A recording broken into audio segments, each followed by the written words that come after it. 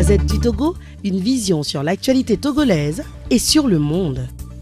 Je suis membre de la COFET, la coordination des organisations féministes du Togo. Notre forum a pour but ou objectif de sensibiliser les jeunes filles sur les comportements qui les amènent très tôt à devenir mères célibataires. Nous les accompagnons avec des formations et les apprenons très tôt à devenir des femmes indépendantes ou autonomes. Nous sensibilisons aussi pour ne pas avoir des grossesses intrascolaires. Ce soir, comme vous venez de le remarquer, avant d'être fille ou avant d'être femme, nous sommes d'abord des filles. Et un pasteur et coach américain a dit ceci: ce que tu sèmes dans tes 20 ans, est-ce que tu récolteras dans la trentaine? Ceci veut dire simplement que vivre sainement sa vie commence dès le bas âge. Les jeunes filles doivent comprendre qu'elles sont appelées à devenir les femmes qui feront l'actualité de demain. Alors, ça doit commencer par là. La jeune fille doit cependant savoir se préparer à devenir cette femme digne et responsable. Elle doit se consacrer sur ses études et ne pas se laisser distraire par la montée de la pulsion libidinale de ces hommes qui sont souvent attirés par la jeunesse de son corps et tout ce qui va avec. Il faut éviter au maximum le piège des hommes. Je ne voudrais pas dire ici de craindre les hommes et considérés comme étant des malfaiteurs, mais la jeune fille doit savoir se protéger jusqu'à l'âge où elle se sent capable de faire sa vie de couple. La jeune fille comprend bien ce dont je parle. Je ne leur dirai pas de pratiquer forcément l'abstinence sexuelle, mais elle doit comprendre que le sexe doit être une pratique responsable et non un jeu d'enfant. Vous avez déjà reçu tous ces messages, et alors à toutes les filles et jeunes filles togolaises de savoir les mettre en pratique afin de ne pas transformer cela en un frein à sa formation ou à ses études, gage de son avenir.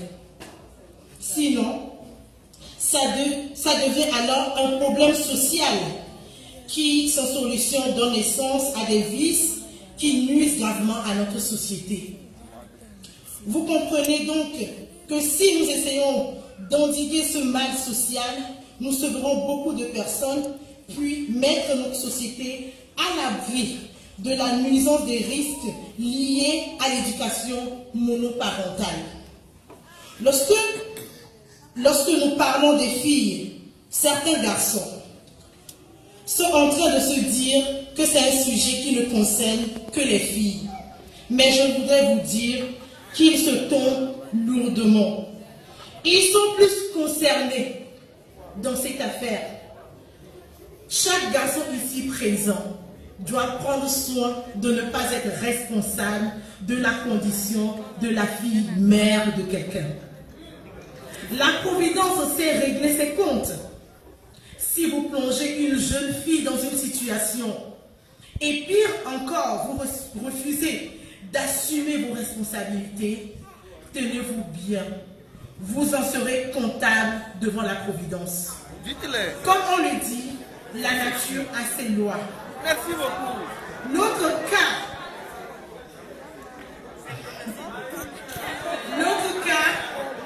c'est quand vous, garçons, vous êtes obligés d'arrêter vos études car la responsabilité vous appelle. Très jeune, vous devenez papa.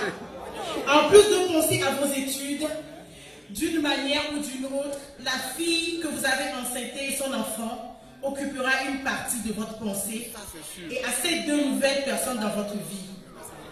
Votre concentration sur vos études prendra alors un coup.